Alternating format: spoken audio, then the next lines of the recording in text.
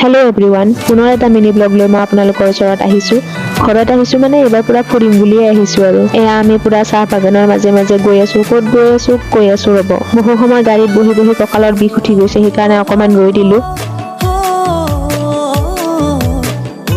এইফালে দাদাক চাওকচোন, ফটো উঠিবৰ কাৰণে ক'ত যে উঠি লৈছে নহয়, আকৌ হাঁহি চাওক তাৰ পাছত আমি ৰাস্তাতে এটা শিৱ মন্দিৰ পালোঁ। তাতে একবাৰ নোসোমোৱাকৈ কেনেকৈ যাওঁ কওকচোন। মন্দিৰৰ পৰা ওলাই আমি এয়া হোটেল এখনত চাহ খাবলৈ সোমালোঁ। চাহ তাহ খাই উঠি আমি গ'লোঁ ভূটান বৰ্ডাৰলৈ। কিন্তু আমাৰ ভাগ্য বেয়া যে ইলেকশ্যনৰ বাবে বোলে 2 দিন নে 3 দিন বন্ধ আছে, সেইকাৰণে আমাক সোমাবলৈ নিদিলে ভিতৰত। সেইকাৰণে আমি বাহিৰতে ফটো উঠি গুচি আহিলোঁ তাৰ পৰা ওলাই আমি এয়া গৈছোঁ ভৈৰৱ কুণ্ডলৈ। কোনে কোনে ভৈৰৱ কুণ্ড গৈ পাইছে জনাবচোন। আমি কিন্তু এয়ে প্ৰথম গৈ পাইছোঁ দেই। বাপৰে, দুইটো ফটোৰ পোষ্ট চাওকচোন। অকমান সময় তাত ৰৈ আমি গ'লোঁ পানীৰ ফালে। পানী বিচাৰি বিচাৰি হাবাথুৰি খাই গ'লোঁ, কোনোফালে যোৱাৰ ৰাস্তা নাই। পিছে আমি পানী বিচাৰি পালোঁ নে নাই সেইটো জানিবলৈ আপোনালোকে অপেক্ষা কৰিব লাগিব মোৰ পিছৰটো মিনি ব্লগলৈ।